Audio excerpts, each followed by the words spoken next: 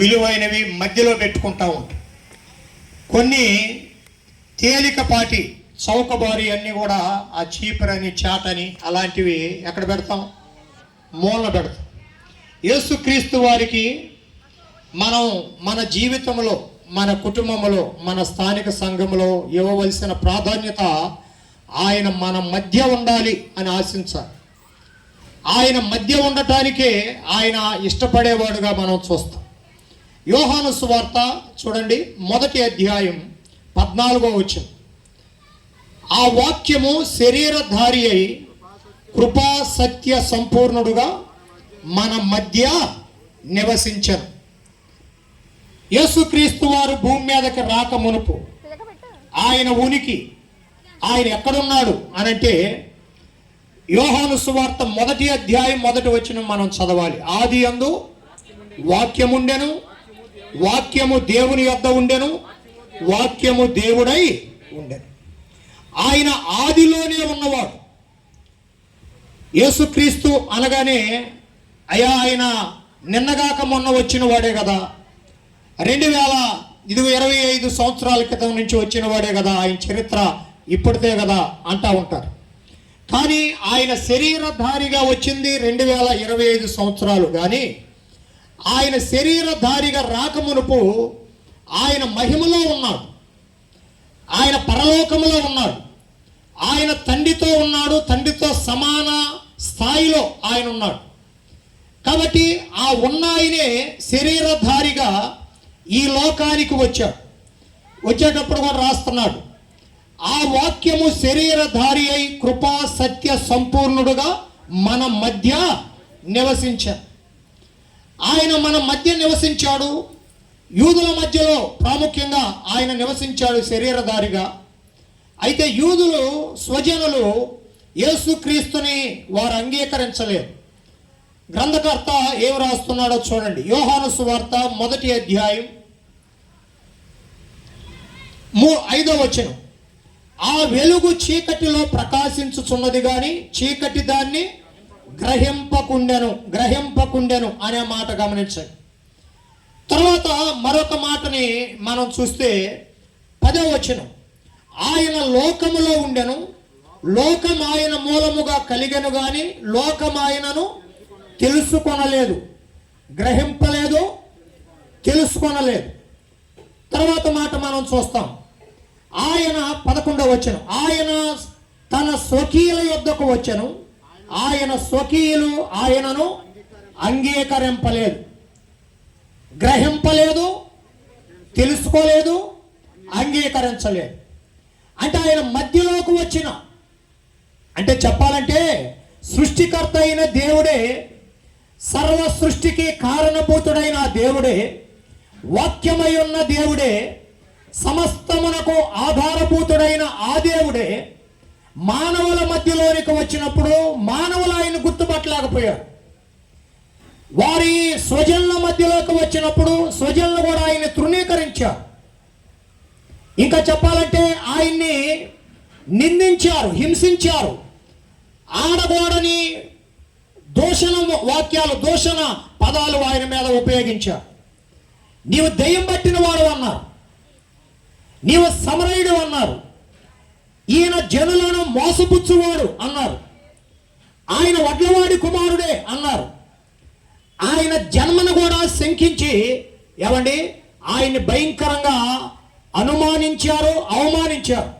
అడుగడుగున ఆ సమాజంలో అవమానాల మధ్యలో, దోషణల మధ్యలో, నిందల మధ్యలో, హేళన మధ్యలో ఇంకా వారు తెలుసుకుంటారేమోనని ఆయన స్వజనుల మధ్యలో సంచరిస్తూ ఆయన మానవుడుగా మనుషుల మధ్యలో సంచరించి కనబడినప్పటికీ ఆయనలో దైవత్వము కూడా ఉంది. చాలా మంది ఏమంటారంటే దైవత్వం మొత్తం పరలోకంలోనే వదిలిపెట్టి మానవుడుగానే వచ్చాడు అంటారు. కానీ అది సంపూర్ణ సత్యం కాదు.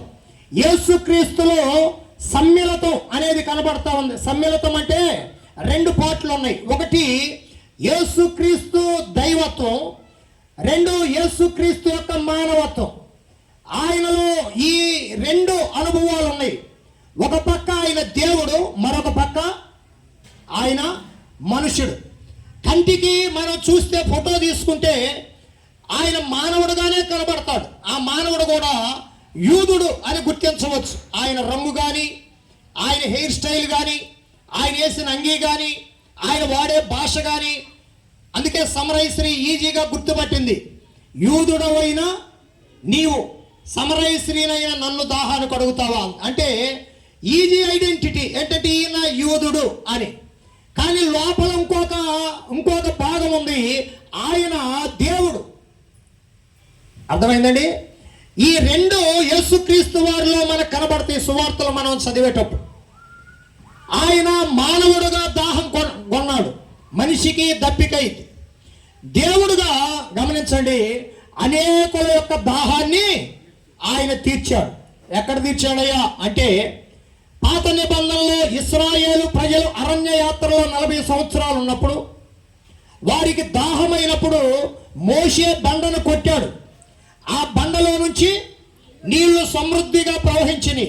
ఆ బండ ఎవరు? ప్రభు అయిన యేసుక్రీస్తు వారే. కొరింథీ మొదటి పత్రిక 10వ అధ్యాయం 4వ వచనంలో ఆత్మ సంబంధమైన బండలోనిది వారు త్రాగిరి, ఆత్మ తమ్మును వెంబడించిన ఆత్మ సంబంధమైన బండ అన్నాడు. అంటే యేసుక్రీస్తు వారు పాత నిబంధన నుంచి ప్రత్యక్షమవుతూనే వచ్చాడు. ఇశ్రాయేలీలో అరణ్యములో వారి దాహం తీర్చిన బండ ప్రభు అయిన యేసుక్రీస్తు వారే. అంత మాత్రమే కాదు, మానవుల యొక్క ఆత్మదాహాన్ని ఆయన తీర్చాడు. సమరయశ్రీనేమో భౌతికమైన దప్పికడిగాడు. ఆమె ఆత్మలో ఒక దాహం ఉంది. ఆ ఆత్మదాహాన్ని, సమరయశ్రీ యొక్క ఆత్మదాహాన్ని తీర్చాడు. అక్కడ దేవుడుగా కనపడతాడు. ఆయన ఆకలి కొన్నాడు, అది మానవ లక్షణం. అనేకులకు ఏమండి ఆయన ఆహారాన్ని, కొద్దిగా ఆహారాన్ని మల్టిప్లై చేసి అనేకులకు పంచి నేను దేవుణ్ణి అని రుజువుపరుచుకుంటా వచ్చాడు.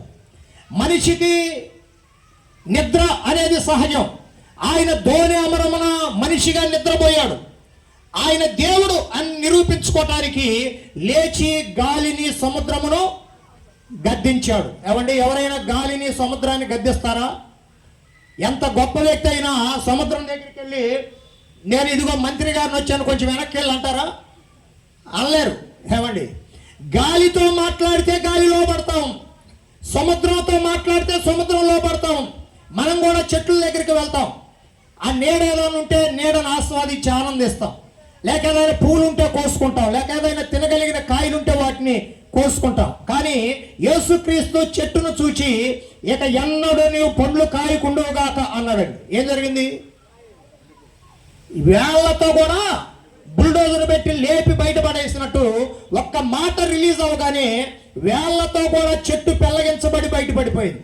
చెట్టు కూడా ఆయన మాట వింటుంది. దెయ్యాల దగ్గరికి వెళ్ళేసరికి అందరిని అల్లాడిస్తున్నాయి, అందరిని పీల్చి పిప్పు చేసుకుంటున్నాయి. యేసుక్రీస్తుని చూడగానే లూకా సువార్త 4:34లో నీవెవరవో మాకు తెలుసు, నీవు దేవుని పరిశుద్ధుడవి అని సాక్ష్యం ఇస్తున్నాయండి. ఎవరు? దెయ్యాలు. దెయ్యాలకు తెలుసు యేసుక్రీస్తు ప్రభు ఎవరో, మనుషులకు తెలియట్లేదు. ఒకసారి స్కెబయ కుమారుల దగ్గర దయ్యం పట్టిన వాడు అన్నాడు, నేను పౌలును ఎరుగుదును, యేసును ఎరుగుదును, మీరెవరు? I know Jesus, I know Paul, who are you?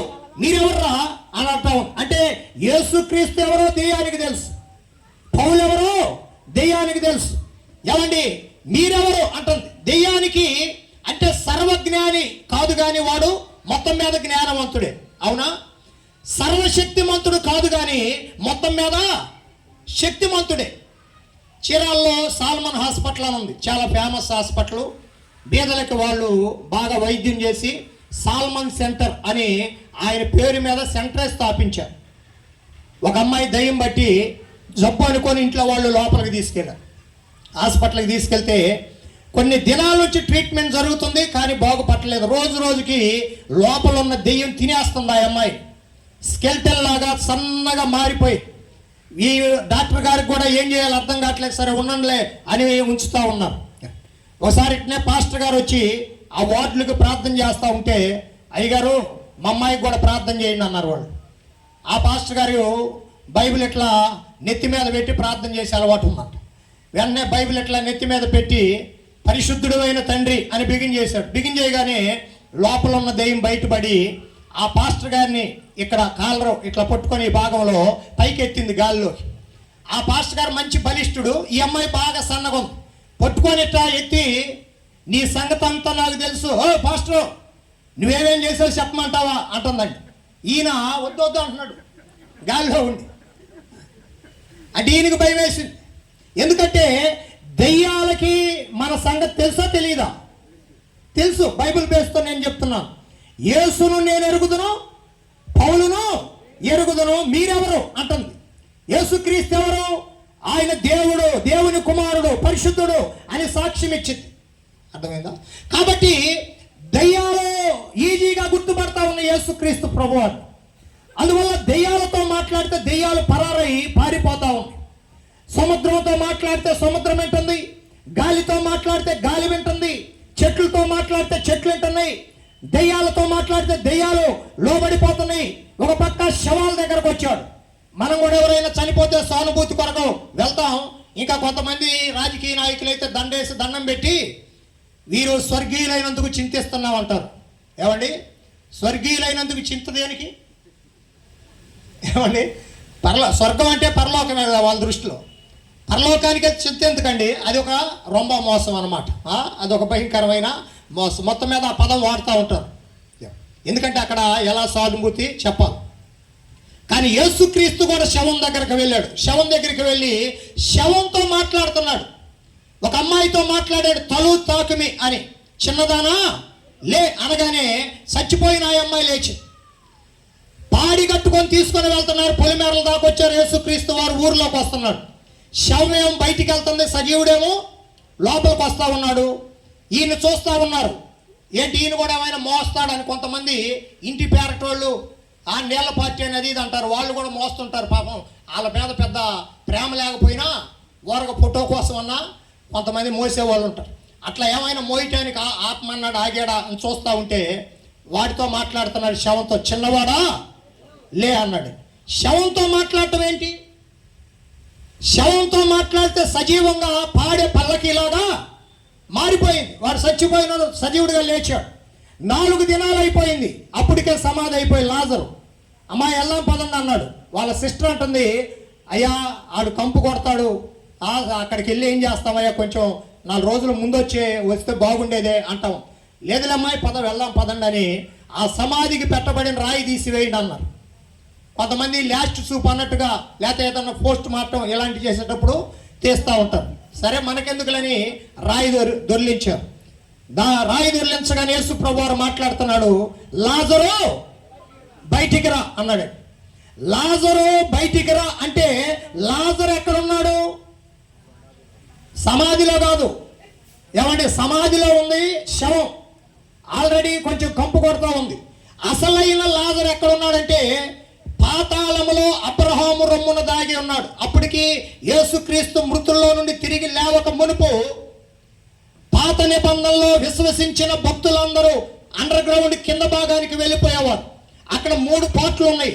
ఒకటి అబ్రహాము రొమ్ము, అది దేవుణ్ణి నమ్మిన నీతిమంతుల రెస్ట్ రూమ్ అన్నమాట. వాళ్ళు ఆనుకొని రెస్ట్ పొందుతూ ఉండేవాళ్ళు. ఇంకొకటి అగ్నిగుండం, అక్కడ దేవుణ్ణి నమ్మని వాళ్ళంతా ఆరని అగ్నిలో యాతన పడతా ఉండేవారు. వారికి వీరికి మధ్య ఇంకొక ప్లేస్ ఉంది, అది అగాధము. ఈజీ గుర్తు పెట్టుకోండి. అబ్రహాము రొమ్ము దేవుణ్ణి నమ్మిన వారు ఉండే ప్లేస్. అగాధం లేక అగ్ని కలిగిన స్థలం దేవుణ్ణి నమ్మని వారు ఉండే ప్లేస్. అటు వాళ్ళు ఇటు వాళ్ళు అటు రాకుండానట్లు ఆ అబ్రహాం అంటున్నాడు, మీకు మాకు మధ్య అగాధము ఉంది అన్నాడు. ఈ అగాధము అనేది ఒకటి ఉంది. ఒకవేళ లాజరు అనేవాడు దేవుణ్ణి విశ్వసించిన వాడైతే అబ్రహాము రొమ్మున ఉండుంటాడు. ఒకవేళ విశ్వసించలేదు అని అనుకున్నాం, ఒకవేళ అగ్ని కలిగిన స్థలంలో 2 స్థలాల్లో ఉండాలి. ఈ అగ్నిలో ఉన్న లాజరు లేక ఆ అబ్రహాము రొమ్మునున్న లాజర్తో మాట్లాడుతున్నాడు. లాజరు లే అనగానే అక్కడ దాగి ఉన్న ఆ ఆత్మ శరీరంలోకి వచ్చి శరీరం సజీవంగా మారి వాడు సజీవుడిగా లేచి బయటకు వచ్చి ఎంత ప్రాసెస్ అనేది జరిగింది. ప్రియమైన సోదరి సోదరుడు గమనించండి. శవంతో మాట్లాడితే శవం వింటాము, సముద్రంతో మాట్లాడితే సముద్రం వింటా ఉంది. చెట్టుతో మాట్లాడితే చెట్టు వింటా ఉంది. గాలితో మాట్లాడితే గాలి వింటా ఉంది. ఇక వినందెవరు? ఉదయం చెప్పాను, వినందెవరు? మనమేనండి. అందుకే లోబడనల్లని ప్రజలారా, దినమంతా నా చేతులు మీ వైపు చాపుతా ఉన్నాను. ఎందుకంటే లెక్కలేనితనం, లోపల గర్వం, మందగాదులే అనుకోవటం, ఇది మన మతం కాదు, యేసుక్రీస్తు మావోడు కాదు మనోడు కాదని చాలా తేలిగ్గా తీసేస్తూ ఉంటారు. ప్రియమైన సోదరి సోదరుడు గమనించండి. ఒకసారి కరపత్రికలు పంచుతూ ఉంటే ఒక అమ్మాయి ఏంటండి ఇదం అనగానే,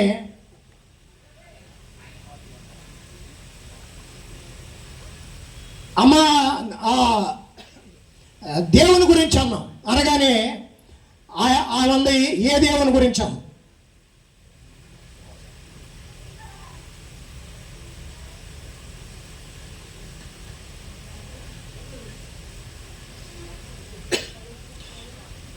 ఏ దేవుని గురించి అండి అంటే, నేను యేసు ప్రభు గురించి అనగానే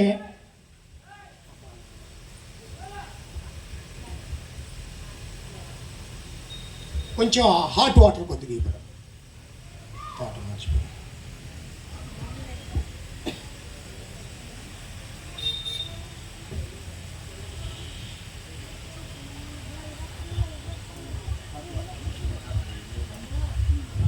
పరిశుద్ధ జీవితమరయుడి ధరణిక ప్రభురక చాలా సమీపమయే. పరిశుద్ధ జీవితమరయుడి ధరణిక ప్రభురక చాలా సమీపమయే. తండ్రి వాగ్దానములు నెరవేరెనని, తండ్రి వాగ్దానములు నెరవేరెనని సిద్ధపడుదమా. పరిశుద్ధ జీవిత మరయుడి ధరణిక ప్రభురక చాలా సమీపమయే. రాజగృహాంబుల పేదల ఇండ్లను ప్రజలకు స్వస్థత లేదు గదా. రాజగృహాంబుల పేదల ఇండ్లను ప్రజలకు స్వస్థత లేదు గదా. ప్రభు రాకడకిది ఒక సూచనయని, ప్రభు రాకడకిది ఒక సూచనయని సిద్ధపడుదమా. ఓకే, మరి యేసుక్రీస్తు తన జీవితంలో గమనించండి, ఆయన మన మధ్యలో నివసించినప్పుడు, అంటే మనుషుల మధ్యలో ఆయన జీవించినప్పుడు చెట్లు లోపడుతున్నాయి, దెయ్యాలు లోపడుతున్నాయి, సముద్రం లోపడతా ఉంది, సమస్తం లోపడతా ఉంది. కానీ స్వజనులు యూదులు ఏమండి ఆయన్ని అంగీకరించలేదు, గ్రహించలేదు, తెలుసుకోలేదు, అంగీకరించలేదు అన్నాడు. అయినా కొంతమంది తెలుసుకుంటున్నారు, కొంతమంది గ్రహిస్తున్నారు, కొంతమంది అంగీకరించారు. ఆ అంగీకరించిన వారిలో నేను కూడా ఒక వ్యక్తిని అన్నమాట. దయచేసి గమనించండి. ఆయన దీపస్తంభముల మధ్య ఆయన కోరుకున్నాడు, మనుషుల మధ్య ఉండటానికి ఆయన ఇష్టపడ్డాడు. మరొక లేఖనం చూద్దాం. లూకా సువార్త 2వ అధ్యాయం 46వ వచనం. లూకా 2:46. 3 దినములైన తరువాత ఆయన దేవాలయములో బోధకుల మధ్య కూర్చుండి వారి మాటలను ఆలకించుచు వారిని ప్రశ్నలు అడుగుచూ ఉండగా చూచిరి. బోధకుల మధ్య, ఇందాకేమో మన మధ్య అన్నాడు, ఇప్పుడు బోధకుల మధ్య ఆయన కూర్చున్నాడు. 12 సంవత్సరాల వయసులో యేసుక్రీస్తు వారు బోధకుల మధ్యలో కూర్చుండి బోధకులని ప్రశ్న అడిగితే వారు సమాధానం చెప్పలేకపోతా ఉన్నారు. ఏమండి, వాళ్ళు ప్రశ్న అడిగితే ఈయన చాలా ఈజీగా చెప్పేస్తున్నాడు. వాళ్ళకి ఆశ్చర్యమైంది, 12 సంవత్సరాల వయసులో ఈ బాలుడికి ఇంత జ్ఞానం ఎక్కడి నుండి వచ్చింది అని. అందుకే ఎందుకు చెప్తున్నానంటే నేను ఆయన మనుష్యుడుగా ఆకారంలో కనబడిన ఆయన లోపల దేవుడు, దాని కొరకు చెప్తున్నా. దేవుడు మానవుడు కలిసి భూమి మీద నడిస్తే ఎలా ఉండిద్ది అంటే అది యేసుక్రీస్తులో మనం చూడవచ్చండి. ఇద్దరు కలిసి ఒకే క్యారెక్టర్ అంటే కనబడటానికి ఒకే వ్యక్తిలాగుండి లోపల దేవుడు బయటికి మనిషి. గమనించండి. అలాగున బోధకుల మధ్యలో ఆయన కూర్చున్నాడు. కారణం ఏంటంటే వాళ్ళని ప్రశ్నించటానికి, ఈయన దైవత్వం వారు కూడా గుర్తుపడతారేమో అని వాళ్ళ మధ్యలో కూర్చొని తన జ్ఞానాన్ని మాట్లాడాడు. ఎందుకంటే యేసుక్రీస్తు వారు ఆయన సర్వజ్ఞాని. కొలస్సై పత్రిక 2వ అధ్యాయం 3వ వచనములో బుద్ధి జ్ఞానముల సర్వ సంపదలు ఆయన యందే గుప్తమై ఉన్నవి. జ్ఞానానికే జ్ఞానం ఆయన. ఏమండి, ప్రపంచంలో మేధావులు అనబడిన వారు కూడా యేసుక్రీస్తు జ్ఞానము ముందు తలవంచవలసిందే. ఎందుకంటే ఆయన సర్వజ్ఞాని. ఇక ఆయనకు మించిన జ్ఞానవంతుడు ఎవరిని కూడా మన ప్రపంచంలో చూడలేం. ఆయన కోరుకుంటున్న స్థలం మధ్యలో ఉండాలి అని ఆయన ఇష్టపడతా ఉన్నాడు. లూకా సువార్త 22వ అధ్యాయం 27వ వచనం చూడండి. లూకా 22:27. గొప్పవాడెవడు? భోజన పంక్తిని కూర్చుండేవాడా, పరిచర్య చేయువాడా? పంక్తిని కూర్చుండేవాడే కదా. అయినను నేను మీ మధ్య పరిచర్య చేయువాని వలె ఎలా ఉన్నాడండి? మీ మధ్య అనే మాట గమనించండి. ఆయన సంఘముల మధ్యలో సంచరిస్తున్నాడు. ఆయన మనుషుల మధ్యలో సంచరించాడు. ఆయన బోధకుల మధ్యలో కూర్చున్నాడు. ఇక్కడ నేను మీ మధ్య పరిచర్య చేయువాని వలె ఉన్నాను అన్నాడు. అంటే యేసుక్రీస్తు వారు ఆయన గొప్పవాడు. ఇక ఆయనకు మించిన గొప్పవాడు ఎవరు లేరండి. గొప్పవారు అనబడిన వారికే గొప్పవారు.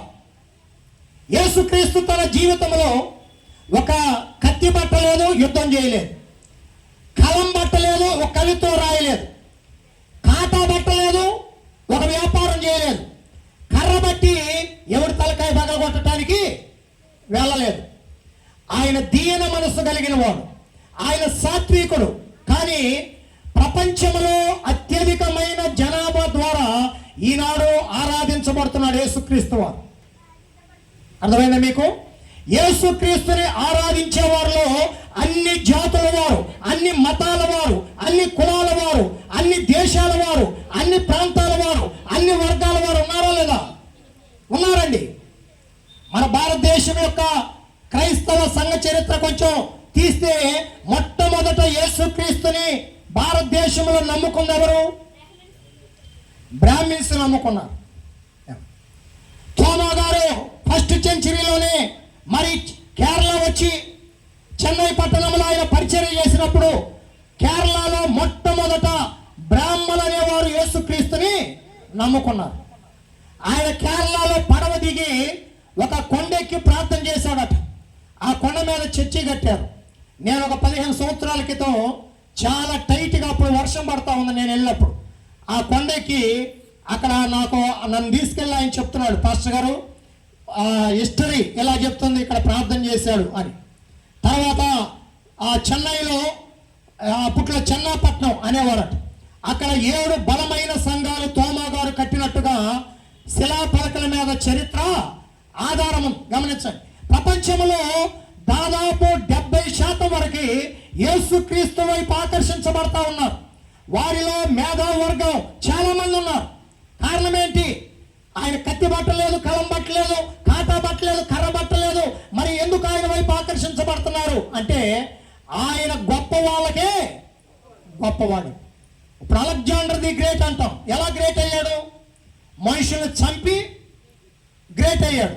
యేసుక్రీస్తు ఎవరినైనా చంపాడా? ఆయనే పాపులమైన మన కొరకు ప్రాణం పెట్టి గొప్పవాడయ్యాడు. ప్రాణం తీసినోడు గొప్ప, ప్రాణం పెట్టినోడు గొప్ప. ప్రాణం పెట్టినోడే గొప్ప అన్నమాట. అందువల్ల యేసు ప్రభువారు అన్నాడు, అబ్బాయి నేను గొప్పవాడిని, కానీ మీ మధ్యలోకి వచ్చినప్పుడు నేను మీకు పరిచర్య చేయువాని వలె ఉన్నాను. నేను పరిచర్య చేయటానికే వచ్చానన్నాడు. మార్కు సువార్త 10వ అధ్యాయం 45వ వచనం. మనుష్య కుమారుడు పరిచారము చేయించుకొనుటకు రాలేదు గాని పరిచారము చేయుటకును అనేకులకు బదులుగా విమోచన క్రయధనముగా తన ప్రాణమిచ్చుటకు వచ్చాను. యేసుక్రీస్తు ఎందుకు వచ్చాడో తన నోటి మాటలతో సాక్ష్యం ఇస్తున్నాడు. నేను పరిచర్య చేయటానికి వచ్చాను అన్నాడు. ఒక వైసెస్ కుటుంబంలో ఒకసారి సువార్త చెప్పడానికి వెళ్ళాను నేనని ఒక ఆయన. వైసెస్ అంటే కోముట్లు అంటారు, వ్యాపార రంగంలో ఉంటారు. చీరాల్లో వాళ్ళు ఎక్కువ, బట్టల షాపులన్నీ, బంగారపు షాపులు ఇవన్నీ వాళ్ళే ఎక్కువ. వాళ్ళ ఇంట్లోకి మాకు ఆహ్వానం వచ్చి మేము వెళ్ళినప్పుడు నేను సువార్త చెప్తా ఉన్నా. వారు శ్రద్ధగా చేతులు కట్టుకొని బాగా ఆలకించారు. ఈలోపు అమ్మ కూతురు ఉన్నారు ఇంట్లో. వాళ్ళిద్దరూ సైగ చేసుకుంటా ఉన్నారు. ఏంటి వీళ్ళిద్దరూ కళ్ళు సైగ చేసుకుంటున్నారంటే నా కాళ్ళు కడగటానికి వాళ్ళు ప్రిపేర్ అయ్యారు. ఎందుకంటే అంతకుముందే ఒక వారం రోజుల క్రితం ఒక గురువు గారు స్వామీజీ వస్తే అలాగే కాళ్ళు కడిగి ఆశీర్వాదం తీసుకున్నారట. నేను కూడా క్రైస్తవ గురువులాగా వాళ్ళు భావించి ఏమండి ఇక నీళ్లు తేవటానికి ప్రిపేర్ అయ్యాను. నేను అన్నాను ఏంటమ్మా అన్న అంటే అదేనండి మీ కాళ్ళు కడిగి ఆశీర్వాదం తీసుకుందాం అనుకుంటున్నాం అన్నారు. నేను చెప్పానమ్మా నేను కాళ్ళు కడిగించుకునేవాడిని కాదు. యేసుక్రీస్తే అంత గొప్ప వ్యక్తి, ఆయనే శిష్యుల పాదాలు కడిగాడు. యోహాను సువార్త 13వ అధ్యాయం అప్పర్ రూమ్ మినిస్ట్రీ అంటారు. ఏమండి పేతురు పాదాలు కడిగాడు, యోహాను పాదాలు కడిగాడు. ఈయనకి ఎసురు పెట్టి అమ్ముకోబోయే ఇస్కరియోతు యోధా పాదాలు కూడా. ఎంత గొప్ప మనస్తత్వం చూడండి. మనకెవరైనా హాని చేస్తారు అని మనకు తెలిస్తే వాళ్ళ కాళ్ళు కడుగుతామండి? మంచోళ్ళైనా మనం పట్టుకోం. మన మీద ద్రోహం చేయటానికి, మన మీద ఆ హాని చేయటానికి తలపెట్టి అన్నీ ఎరిగిన వాడు యేసుక్రీస్తు వారు కాళ్ళు కడగాలంటే ఏం చేయాలి? వంగాలి, కాళ్ళు పట్టుకోవాలి, తువాలు తీసి తొడవాలి. అంటే నేను మీకు పరిచర్య చేయటానికి వచ్చాను. నేను యాక్చువల్గా పరలోకంలో బాసుని, కానీ భూలోకానికి వచ్చినప్పుడు నేను ఒక దాసుడుగా నన్ను నేను తగ్గించుకోవటానికి వచ్చానని శిష్యుల యొక్క పాదాలు కడిగాడు. చాలామంది ఎవరైనా ఆ డిజార్డర్లో ఉంటే కొంచెం చెప్పులు కొన్ని మందిరాల్లో వీళ్ళు కూడా వెళ్తా కాలుతో దాన్ని వెళ్ళిపోతూ ఉంటారు, కానీ అవి తీసి పక్కన పెట్టరండి. హెబ్రోన్లో యూత్ క్యాంపులో ఒక సంవత్సరం ఒక అంకుల్కి డ్యూటీ వేశారు. ఆయన సింపుల్గా టీషర్ట్ వేసుకొని చెప్పుల స్టాండ్లో డ్యూటీ చేస్తున్నాడు. అప్పుడే కొత్తగా వెళ్ళిన ఒక కుర్రాడు అదే సంవత్సరం యూత్ క్యాంప్కి వెళ్ళి అక్కడ షూస్ పెట్టి మీటింగ్ అయిపోయిన తర్వాత ఆ టోకెన్ తీసుకెళ్ళి ఇచ్చారట. ఇస్తే ఆ అంకుల్ గారు ఆ షూ తీసుకొచ్చి ఆడబెట్టి తీసుకోబాబంటే ఏంటి అంకుల్ నేను ఇచ్చేటప్పుడు బాగానే ఉన్నాయి, ఏంటి దుమ్ము పడింది అన్నాడు. వెంటనే ఆయన ఒక క్లాత్ తీసుకొని బాబు సారీ అని ఒక క్లాత్ తీసుకొని ఆ షూస్ని తుడిపి ఆ మొత్తం దులిపేసి వేసుకో బాబు అన్నాడు. ఆ కుర్రాడు వేసుకున్న తర్వాత కొంచెం టక్కు అట్టెట్ట సరి చేసుకొని అంకుల్ మామూలుగా మీరు ఏం చేస్తుంటారు అన్నాడు. అయ్యా పెద్దలు నన్ను చెప్పుల స్టాండ్లో పరిచర్యకి పెట్టారు, డ్యూటీ చేస్తున్నాను అన్నాడు. లేదు అంకుల్ నేను అది కాదు అడిగింది, మామూలుగా మీరు సెక్యులర్గా మీరు ఏమైనా జాబ్ చేస్తారా అంటే ఏదో చిన్న జాబ్ చేసుకుంటాను బాబు అన్నాడు. అంటే ఏం జాబ్ అన్నాడు. అనగానే ఏదో చిన్నది చేసుకుంటానులే బాబు అంటే కాదు అంకుల్ ఏం చేస్తారంటే నేను పైలట్ని అన్నాడు. ఏమండి ఎవరు? విమానాలు దేశాలకు తీసుకుని వెళ్ళే ఒక పైలట్, ఉన్నతమైన ఉద్యోగస్తుడు ఎక్కడున్నాడు? చెప్పుల స్టాండ్లో చెప్పులు దులుపుతూ చెప్పులు ఇస్తూ ఆ డ్యూటీలో ఉన్నాడు. కారణం ఏంటో తెలుసా? ఆయన రక్షించిన ప్రభువే అసలు కాళ్ళే కడిగాడు. నేను మీ మధ్య పరిచర్య చేయవాని వలె ఉన్నారు. ఈ రోజుల్లో యవన పిల్లలు అరే ఆ షూ పాలిష్ కొట్టంటే ఎట్లా కనపడుతున్నాను నేను ఎంటెక్ బీటెక్ నా టెక్ అని ఏమండి మాట్లాడుతూ ఉంటాం. మేము పాస్టర్స్కి ఇస్త్రీ చేసేవాళ్ళం, బళ్ళు దుడిసేవాడిని, అందరికి భోజనాలు వడ్డించేవాడిని. తర్వాత వాళ్ళంతా వెళ్ళిపోయిన తర్వాత మెతుకులన్నీ ఎత్తి మళ్ళీ నీళ్లు చల్లి చీపురు పెట్టి చిమ్మి ఫ్యాన్లు వేసి ఆరబెట్టి అక్కడ ప్రార్థన చేసుకొని మళ్ళీ ఓపెన్ ఎయిర్కి వెళ్ళిపోతూ ఉండేవాళ్ళు. నా ఆసక్తిని చూసి పెద్దలు బాబు డానియల్ ఆ మూల మీద నువ్వు సువార్త మాట్లాడు అనేవాళ్ళండి. అలాగనా నేను అంచెలంచెలుగా దేవుడు నన్ను అభివృద్ధి కలుగు చేస్తా వచ్చాడు. గమనించండి, కారణం ఏంటంటే మనం ఎవరినైతే ప్రకటిస్తూ ఎవరినైతే ఆరాధిస్తున్నామో ఆ ప్రభు నేను మీ మధ్య పరిచర్య చేయువాని వలె ఉన్నాను. కాబట్టి మనుషుల మధ్యలో ఉన్నాడు, సంఘాల మధ్యలో ఉన్నాడు, బోధకుల మధ్యలో ఉన్నాడు, శిష్యుల మధ్యలో కూడా పరిచర్య చేయువాని వలె ఆయన ఉన్నాడు. మరొక మాట మనం చూద్దాం. యోహాను సువార్త 19వ అధ్యాయం 18వ వచనం. అక్కడ ఈ వైపున ఒకనిని ఆ వైపున ఒకనిని మధ్యను యేసును ఉంచి ఆయనతో కూడా ఇద్దరిని సిలువ వేసిరి. మీ బైబిల్లో మధ్యాహ్నం ఉందా? గమనించండి, ఈ వైపున ఒకరిని ఆ వైపున ఒకరిని మధ్యను యేసును ఉంచి, దొంగల మధ్యలో ఉన్న దొర, నేరస్తుల మధ్యలో ఉన్న నీతిమంతుడు. ఏమండి, వాళ్ళిద్దరూ నేరస్తులే, కానీ యేసుక్రీస్తు ఏ నేరమో చేయలేదు. నీతిమంతుడని పిలాతు భార్య సాక్ష్యం ఇచ్చింది. అయ్యా జాగ్రత్త, ఆ నీతిమంతుని జోలికి పోవద్దు అన్నది. పిలాతు భార్యకి ఎట్లా తెలుసు? ఆయన జీవితాన్ని ఆయన చూసింది కాబట్టి, అమ్మో ఈయన నీతిమంతుడు, మా ఆయన కానీ ఆయనకి తీర్పు తీర్చడానికి అడుగు ముందేస్తే ఈయనకి పనిష్మెంట్ పడిద్దని ఏమండి అన్యజనులు కూడా కొంతమంది గుర్తెరిగారు. కాబట్టి ఆయన ఎందుకు సిలువలో దొంగల మధ్యలో ఆయన వేలాడాడు నేరస్తుని వలె అంటే, నా నేరం తన మీద వేసుకొని, వినండి జాగ్రత్తగా,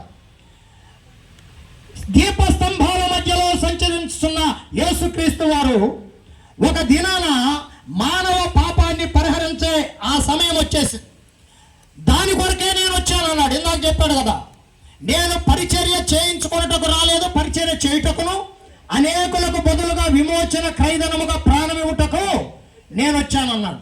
యేసుక్రీస్తు మాటల్లో బోధనలో పదే పదే సందర్భం వచ్చినప్పుడల్లా, అయ్యా నేను చచ్చిపోవటానికే వచ్చాను, ఇదిగో నేను చనిపోతాను, నన్ను సిలువ వేసి చంపుతారు, నేను 3వ దినము లేస్తానని పదే పదే తన ప్రోగ్రాం అంతా శిష్యుల ముందు పెట్టుకుంటానే వచ్చాడు. యోహాను సువార్తలో చెప్పాడు, నేను గొర్రెలకు మంచి కాపరిని, మంచి కాపరి తన గొర్రెల కొరకు తన ప్రాణము పెట్టు. యోహాను 10:18 అన్నాడు, ప్రాణము పెట్టుటకు నాకు అధికారము కలదు, దాన్ని తిరిగి తీసుకున్నటకు నాకు అధికారము కలదు. ఇక్కడ దైవత్వం మానవత్వం సమ్మిళితమైందండి. ప్రాణము పెట్టుటకు, అది మానవుడుగా, తిరిగి తీసుకోవాలంటే అక్కడ దేవుడు అన్నమాట.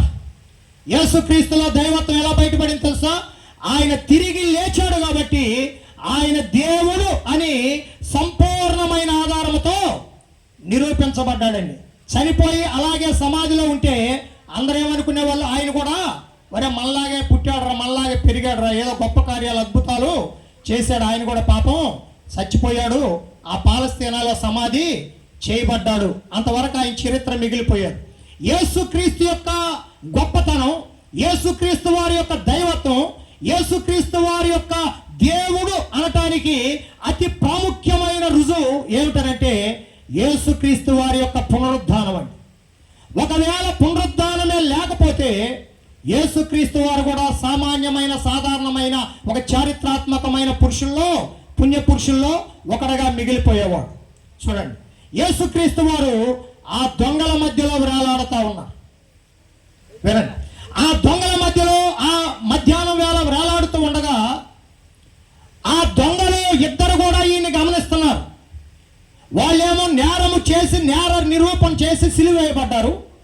యేసుక్రీస్తు వారేమో మనందరి నేరాన్ని తన మీద వేసుకొని మనలందరినీ నీతిమంతులుగా తీర్చడానికి ఏమండి ఆయన సిలువలో వేలాడుతూ ఉన్నాడు. ఆ ఇద్దరికి లేనివి ప్రత్యేకతలు కొన్ని ఉన్నాయి, మధ్య సిలువలో ఉన్నాయి. ఏంటి ఆ ప్రత్యేకతలు? వాళ్ళిద్దరి తల మీద ఏ బోర్డు లేదు. యేసుక్రీస్తు సిలువ మీద ఏ బోర్డు ఉంది?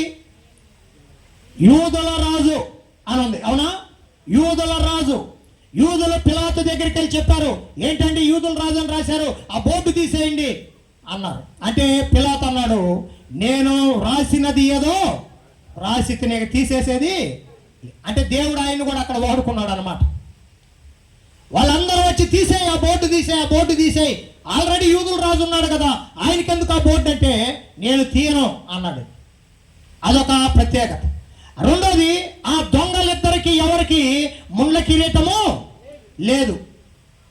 యేసుక్రీస్తు ఒక్కడే ముళ్ళ కిరీటముతో కనపడతా ఉన్నాడు. ఇంకా కొన్ని గమనిస్తే ఆ దొంగలు ఏం చేస్తా ఉంటారు తెలుసా? వాళ్ళు ఈ సిలువ వేసి ఆ సిలువలో చనిపోయేంత వరకు సైనికులు కాపలా ఉంటారు. శతాధిపతి ఆ ప్రోగ్రాం అంతా ఆన్ డ్యూటీలో ఉన్న శతాధిపతి నిర్వహిస్తూ ఉంటాడు. ఈ దొంగలు బాధ భరించలేక ఆ బాధలో సైనికుల్ని, శతాధిపతిని, ప్రభుత్వాన్ని బండ బూతులు తిడతారంటండి. చరిత్ర చెప్తా ఉంది. భయంకరమైన బూతులు, భయంకరమైన ఆ బండ బూతులు తిడతా ఉంటే ఆ బండ బూతులు సైనికులు వెళ్ళాక ఒక నిచ్చెన ఉండిద్దట. ఆ నిచ్చెన వేసుకొని ఆ దొంగల దగ్గరికి, అంటే కొంచెం పైకెక్కి ఆ తిట్టేవాడి యొక్క నోరు తెరిచి బలవంతాన నాలుక లాగి నాలుక నరికేస్తారంటే వాళ్ళ నోట్లో గుండా భయంకరమైన బూతులు వస్తా ఉంటాయి. యేసుక్రీస్తు నోట ఒక్క బూతు మాట కూడా. అంత బాధ ఆయన భరిస్తూ, తండ్రి వీరేమి చేయుచున్నారో వీరు ఎరుగరు కనుక వీరిని క్షమించము అని ఆ హృదయం చూడండి. క్షమాపణ, క్షమాపణ, క్షమాపణ. ఆ ప్రేమే ప్రత్యక్షం అవుతావు. ఇంకా వాళ్ళకి యేసుక్రీస్తు వారికి తేడా మనం గమనించండి. వాళ్ళెవరు ఏమండి, వాళ్ళు కొంత సమయానికి చావపోతే ఇక టైం అయిపోతుందని వాళ్ళ కాళ్ళు చేతులు విరగ్గొట్టారు. యేసుక్రీస్తు వారి యొక్క కాళ్ళు చేతులు కూడా విరగ్గొట్టడానికి సుత్తి తీసుకొని వచ్చినప్పుడు అంతకు ముందుగానే ఆయన చనిపోయి ఉన్నాడు. ఎందుకో తెలుసా? ఆయన కాళ్ళు విరగ్గొడితే ప్రవచనం ఒకటి అడ్డం వస్తుంది. ఏంటి ఆ ప్రవచనం అంటే, ఆయన ఎముకలలో ఒకటైనను విరవబడదు. అంటే ప్రతిదీ యేసుక్రీస్తు వారి యొక్క ప్రోగ్రాం అంతా లేఖనానుసారముగా దేవుని యొక్క స్వాధీనంలో, ఆధీనంలో ఉండి జరుగుతున్నట్లుగా మనం చూస్తాం.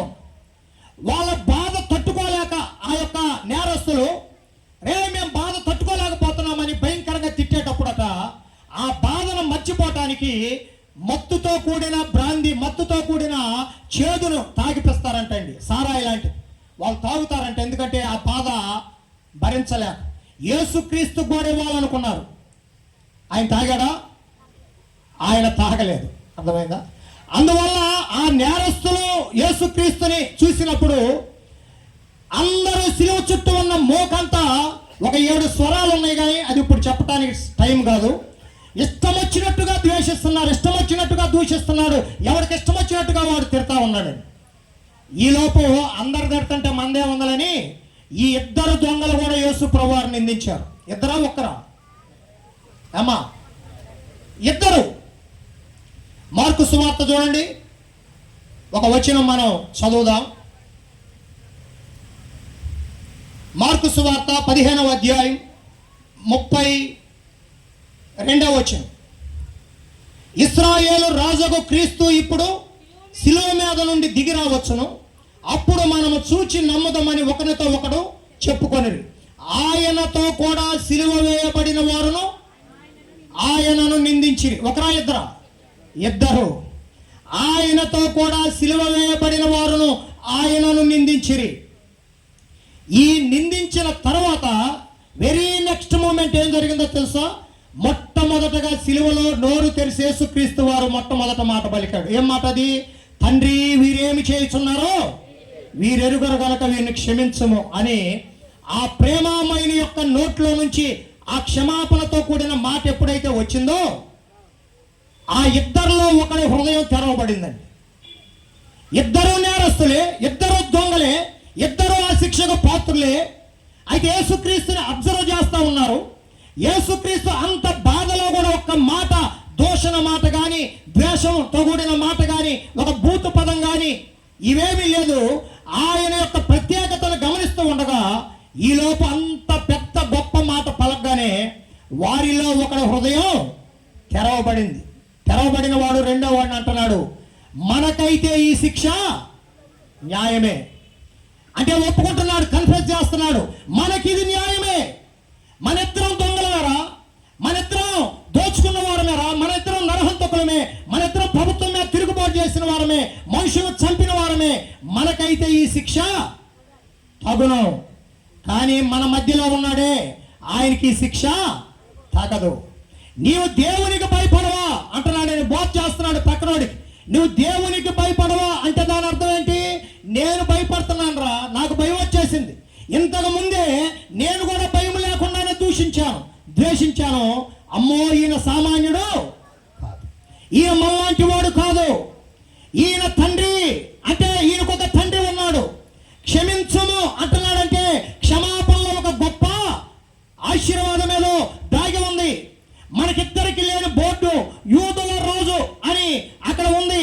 ఈయన రాజే, ఈయన రక్షకుడే, ఈయనకు ఒక రాజ్యం ఉంది అని ఒక గొప్ప వేదాంతం ఏమండి వాడికి బయలుపాటు జరిగిందండి. దాన్ని రెవల్యూషన్ అంటారు.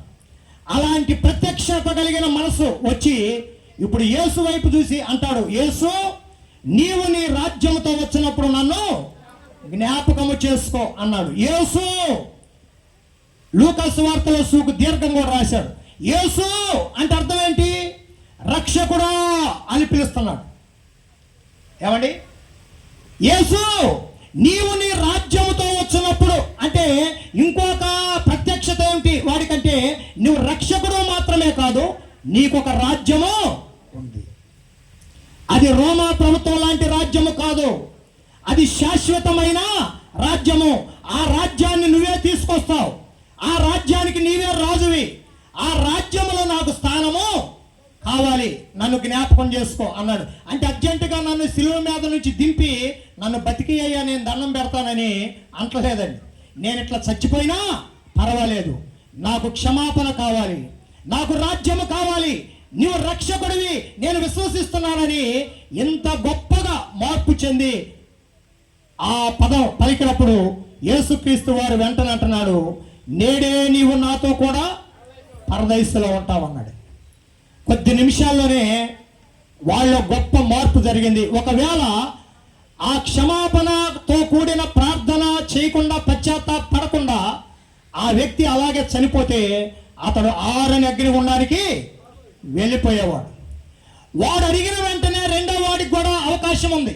యేసు నీవు నీ రాజ్యంతో వచ్చినప్పుడు నన్ను కూడా జ్ఞాపకం చేసుకో అన్నట్లయితే వీడి చరిత్ర కూడా మారిపోయేదండి. వినండి ముగింపు మాటలు.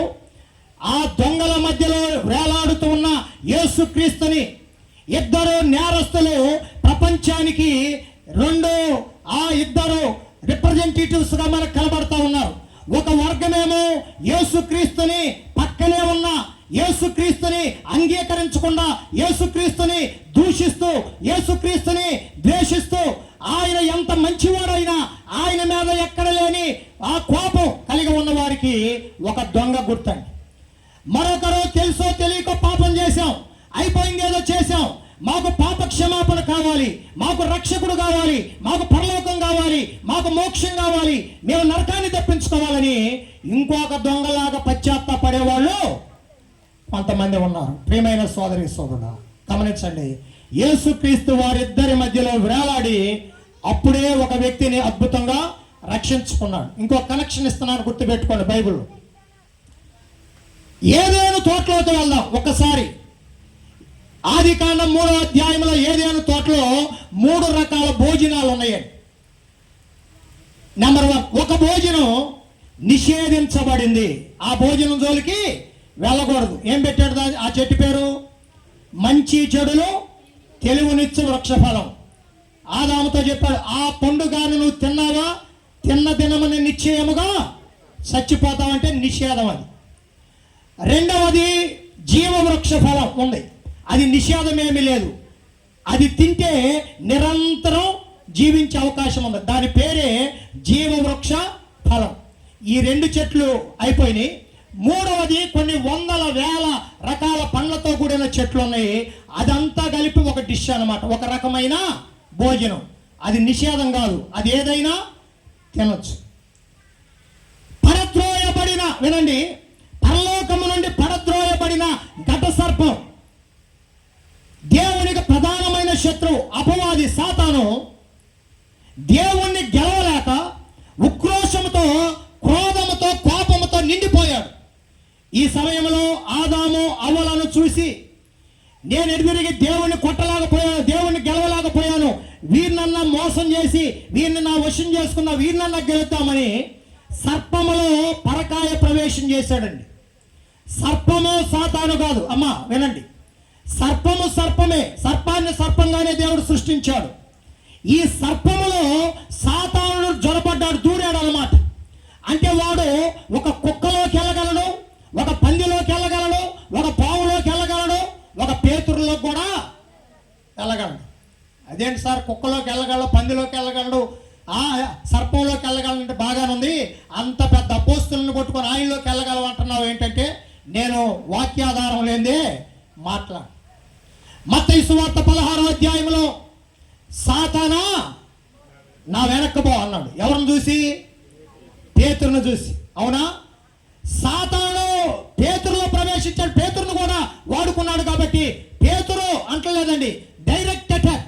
సాతానా నా వెనక్కి వెళ్ళిపో అన్నాడు.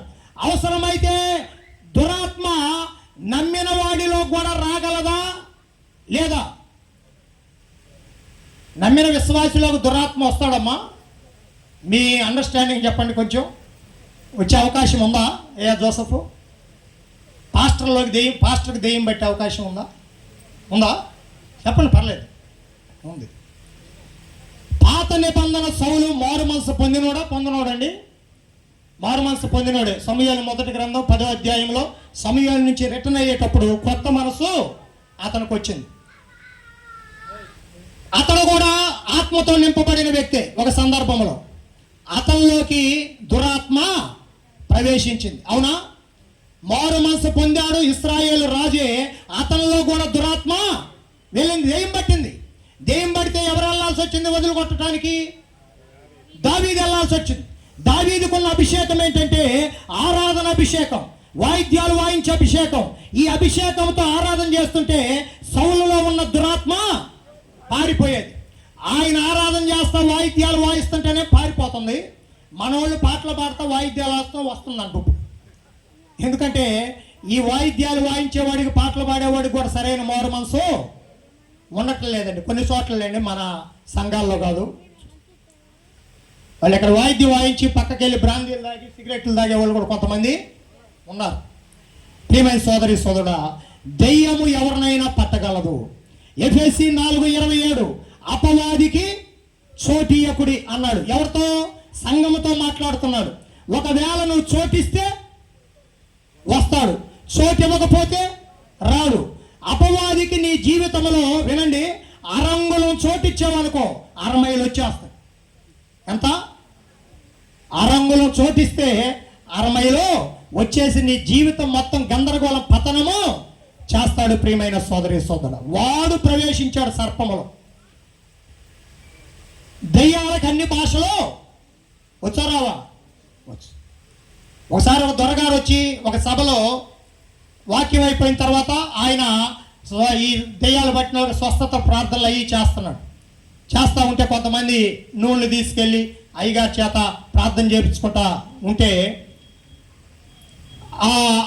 ఆ క్రమంలో అయ్యా ఈమెకు ప్రార్థన చేయండి అని తీసుకొస్తే ఈలోపు ట్రాన్స్లేటరు అప్పటిదాకా నిలబడి కొంచెం రిలాక్స్గా పక్కకి వెళ్ళి కూర్చొని వాటర్ తాగుతూ ఉన్నాడు. ఎప్పుడైతే దెయ్యాన్ని తీసుకొని వచ్చారో వెంటనే ట్రాన్స్లేటర్ని పిలవండి అన్నాడు ఈయన దొరగారు. ఎందుకంటే ఈయన ఇంగ్లీష్లో ప్రార్థన చేస్తే మరి తెలుగులోకి తర్జుమా జరగాలి కదా. మనోడు బాగా తెలుగు కలిగినోడు అక్కడ కూర్చొని అంటున్నాడు, దొరగారు దెయ్యాలకి అన్ని భాషలు వచ్చేసాయి అన్నాడు. నీకు శక్తి లోపల పవర్ ఉండాలి కానీ తెలుగే అవసరం లేదు, ట్రాన్స్లేషన్ అవసరం లేదు, దానికి అన్ని భాషలు వచ్చు.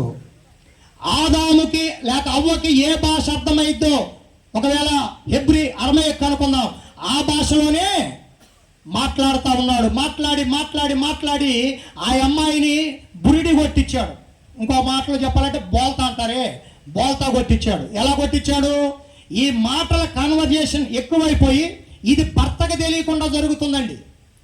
భర్త లేనప్పుడే వస్తున్నాడు, హలో మేడం, ఏడం లేడు, మేడం ఉంది, ఏమండి బాగున్నావా అని పలకరించి వాడి వాయిస్ చాలా స్వీట్గా చాలా మధురంగా, చాలా రమ్యంగా, చాలా ఇనసొంపుగా. ఎందుకు? అసలు వాడి డిపార్ట్మెంటే సంగీత డిపార్ట్మెంట్ అన్నమాట.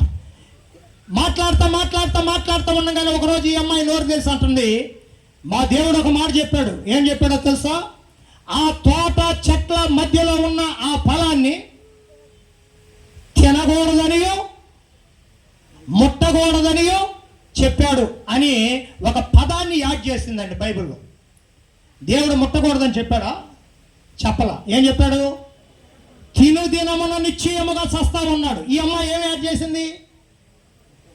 ముట్టకూడదు అనేది కూడా యాడ్ చేసింది. ఎప్పుడైతే యాడింగ్ అనేది జరిగిందో అపవాది కొంచెం గ్రిప్పు దొరికి భాష కొంచెం బోధ మార్చాడట.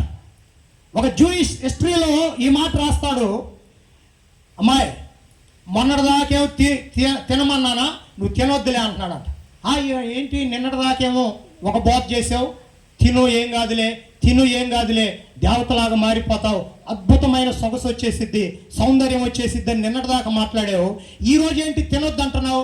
తినొద్దు, ముట్టు చాలు, ఇదిగో జస్ట్ ఇట్లా టచ్ చేయి, ఏం కాదు నేను చెప్తున్నాను, ముట్టు ఏం కాదంటే నువ్వు తినొద్దు అనగానే వాడి బోధ బాగా నచ్చి ఆల్టర్కాలు ఇవ్వగానే చెయ్యి ఎత్తేసింది ఈ అమ్మాయి.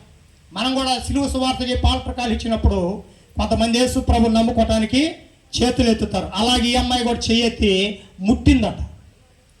ముట్టగానే ఏమన్నా అయిందా? ఏం కాలేదు. నువ్వు అన్నావు కదా దేవుడు తినవద్దనియో ముట్టవద్దనియో చెప్పాడు అన్నావు కాబట్టి ముట్టావు, ఏమన్నా అయిందా? ఏం కాలేదు. తిన్నా కానీ ఏమీ కాదు అంటే మొదటి స్టెప్పులో గెలిచి రెండవ స్టెప్పులో ఈడ్చుకొని వెళ్ళాడు. అందుకే నేను ఆ పదం వాడాను.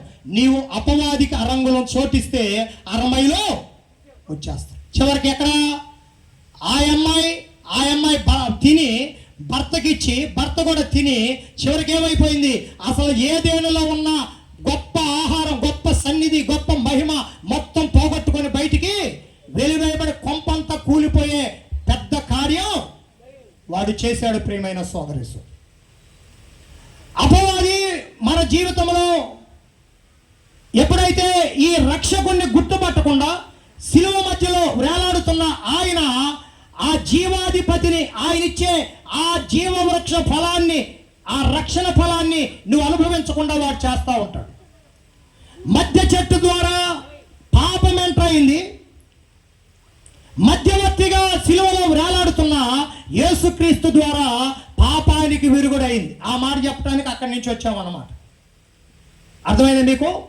ఏదేలో మంచి చెడులు తెలుగునిచ్చు మధ్య చెట్టు అన్నాడు. తోట మధ్య చెట్టు ఫలం ద్వారా ఏమైనా ఎంటర్ అయింది? పాపం ఎంటర్ అయిపోయింది, మరణం ఎంటర్ అయిపోయింది. ఏమండి, ఇప్పుడు మధ్యలో వేలాడుతున్న యేసుక్రీస్తు ద్వారా, ఆయన్ని తినటం ద్వారా, ఆయన వినటం ద్వారా, ఆయన అంగీకరించడం ద్వారా, ఆయన జీవవాక్కులు ఫల రూపంలో నీ జీవితంలోకి తీసుకోవటం ద్వారా నువ్వు జీవించే అవకాశం ఉంది. మరణములో నుండి జీవములోనికి దాటే అవకాశము.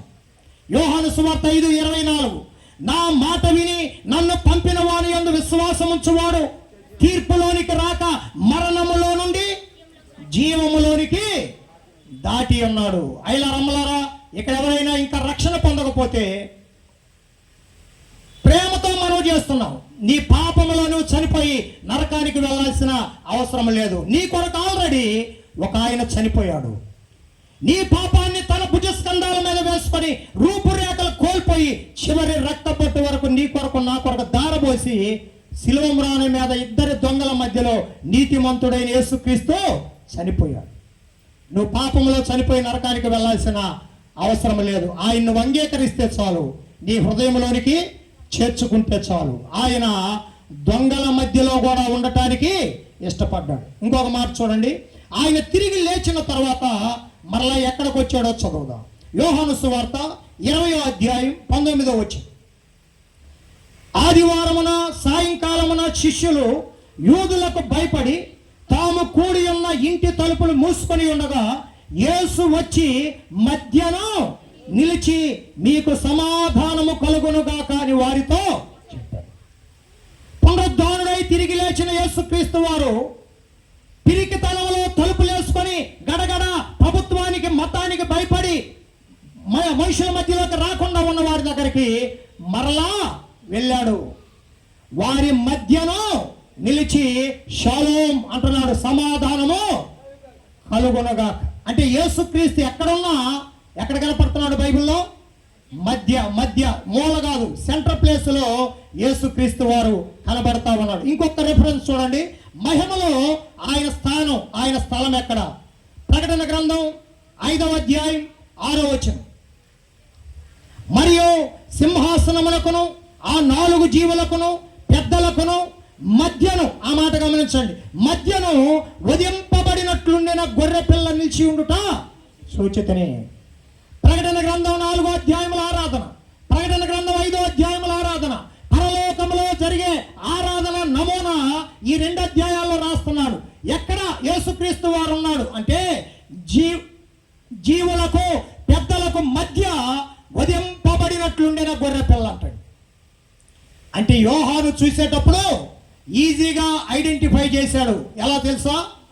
ఆయన గాయాలు ఇంకా యేసుక్రీస్తు ఒంటి మీదే ఉన్నాయి. ప్రియమైన సోదరి సోదరు, మహిమలో ఉన్నప్పటికీ, ఆరాధించబడుతున్నప్పటికీ, జీవుల మధ్యలో ఉన్నప్పటికీ, పరలోకములో ఉన్నప్పటికీ, సింహాసనం మీద ఉన్నప్పటికీ, యోహాను చూస్తూ ఉంటే యేసుక్రీస్తు పొందిన ఆ గాయాలు, ఆ పచ్చి గాయాలు ఇంకా యేసుక్రీస్తు ఒంటి మీద అలాగే. ఆ గాయాలతోటే కదా తోమాకి ప్రత్యక్షమై నీ చేయి పెట్టి చాపి చూసి నీ అనుమానాన్ని నివృత్తి చేసుకోయా అంది. కాబట్టి ఆయన వధింపబడినట్లుండిన గొర్రె పిల్ల పరలోకములో మధ్య ప్లేస్లో ఆయన ఉన్నట్లుగా మనం చూస్తూ ఉన్నాం. ఈ మాటలు వింటున్న ప్రియమైన సోదరి సోదరుడా, ఒకవేళ నువ్వు మందిరానికి వస్తూ కూడా, ఒకవేళ పేరు కూడా బైబిల్లో పేరు కలిగి ఉండి, నీ చేతిలో లేక నీ ఇంట్లో కూడా 4-5 బైబిళ్ళు కూడా ఉండి, కొన్ని సంవత్సరాల నుంచి మందిరానికి వస్తూ, కూటాలకు వస్తూ వింటా కూడా రక్షణ పొందకుండా, రక్షణ నిర్లక్ష్యం చేసి ఒకవేళ పాపములోనే తనువుగాని చాలించావంటే బైబిల్ చెప్తుంది, ఆరని అగ్నిగుండములో కళ్ళు తెరుస్తావు. కొంతమంది పాస్టర్ల పిల్లలు కూడా రక్షణ పొందరు. కొంతమంది విశ్వాసుల కుటుంబంలో రక్షణ పొందరు. ఒకసారి బస్సులో ఒకడికి సువార్త చెప్తుంటే వాడు త్రాసుబావు లేసినట్లు లేచాడు నా మీద. చాలాసేపు అయిన తర్వాత, నేను మీ నాన్నగారు ఏం చేస్తాడన్నా అనగానే మా నాన్న పాస్టర్ గారు అన్నాడు. ఒరే చిగ్గులేదంటారా పాస్టర్ గారి పిల్లోడని చెప్పుకొని యేసు ప్రభు గురించి నేను చెప్తుంటే నా మీద కట్ల లేసేవేంటని, నేను కూడా అన్యుడు కావాలి అనుకుంటే చెప్పకూడదు, ఆడబడతాడ బస్సుల్లో ఆడబడతాడ చెప్పకూడదు అని యేసు ప్రభు గురించి చెప్పొద్దు, నాకు చెప్పొద్దు అంటున్నాడు. అయ్యా అమ్మ, 1996లో నిండు యవ్వన కాలంలో దేవుడు తన కృపలో నన్ను రక్షించుకున్నాడు. నా భార్య ఆంజనేయ భక్తురాలు. ఆమె ఒక యాక్సిడెంట్ ద్వారా యేసుక్రీస్తు ప్రభువాన్ని తెలుసుకొని ఆ విగ్రహారాధన అంతా విడిచిపెట్టి యేసుక్రీస్తే నిజమైన లోక రక్షకుడు, ఆయన ద్వారానే రక్షణ, ఆయన ద్వారానే పాపక్షమాపణని నా భార్య నమ్ముకుంది. మా ఇద్దరి దాంపత్య జీవితంలో పుట్టిన 3 కుమార్తెలు, వారు కూడా యవన కాలంలోనే 9th క్లాసులో, 10th క్లాసులో, ఇంటర్మీడియట్లో యేసుక్రీస్తుని నమ్ముకొని సండే స్కూల్ టీచర్స్గా, మా పెద్ద పాప లేడీస్ మధ్యలో స్పీకర్గా ఇంగ్లీష్ తెలుగులో కూడా దేవుని వాక్యం అందిస్తూ ఉండేది. అలాగా మా కుటుంబం అంతా రక్షించబడింది. నాకు ఆనందం ఏంటంటే, అవండి, నేను నా కుటుంబం ఎప్పుడు కళ్ళు మూసినా ప్రశాంతంగా పరలోకములో కళ్ళు తెరుస్తాం. అలాంటి శుభప్రదమైన నిరీక్షణ యేసుక్రీస్తులో మనకి ఉంది. ఆయన మూలబెట్టద్దు. నీ హృదయం అనే సింహాసనం మధ్య భాగంలోనికి నీ రక్షకునిగా, నీ ప్రభునిగా ఈ రాత్రి ఆహ్వానించగలిగితే ఆ హృదయ సింహాసనం మీద కూర్చొని నిన్ను ఆశీర్వదించాలని ఇష్టపడుతున్నాడు. తల్ల వంచండి, చిన్న ప్రార్థన చేద్దాం. ప్లీజ్ ఒక్క నిమిషం కళ్ళు మూసుకొని ప్రార్థన చేసుకుందాం. ఈ మాటలు విన్న ప్రియమైన సోదరి సోదరుడా, దీపస్తంభముల మధ్య సంచరించువాడు ఈ రాత్రి యేసుక్రీస్తుని బైబిల్లో ఎక్కడ చూసినా ఆయన మధ్య కనపడుతూ ఉన్నాడు. మన మధ్యలో నివసించాడు. ఆయన మానవుల మధ్యలో మానవుడుగా జీవించాడు. మానవునికి మానవ విలువలు నేర్పాడు. మానవుడుగా ఆయన కనబడినప్పటికీ ఆకారంలో ఆయన దేవుడు సుమ, ఆయన దైవ కార్యాలను ప్రత్యక్షపరిచాడు. బోధకుల మధ్యలో ఉన్నాడు, శిష్యుల మధ్యలో ఉన్నాడు, పరిచర్య చేయవాని వలె ఉన్నాడు. దొంగల మధ్యలో, నేరస్తుల మధ్యలో ఉండటానికి కూడా ఆయన సిగ్గుపడలేదు. ఆ నేరస్తుల్లో ఇద్దరిలో ఒకడు యేసుక్రీస్తును సరిగా గుర్తుపట్టాడు. ఈ రాత్రి మనము కూడా నేరస్తులమే, మనము కూడా దూరస్తులమే, మనము కూడా రుణస్తులమే, మనం కూడా శిక్షార్హులమే. అయితే నేను ఆ పాపంలో చనిపోవాల్సిన అవసరం లేదు. ప్రియమైన చెల్లి, తల్లి, అమ్మ,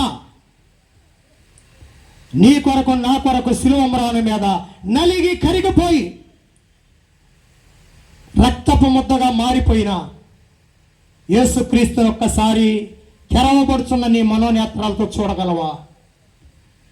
ఎందుకు ఆ ముళ్ళ కిరీటం, ఎందుకు ఆ ఉమ్మి, ఎందుకు ఆ పిడిగుద్దలు, ఎందుకో ఆ సురూపి కురూపిగా మార్చబడ్డాడు.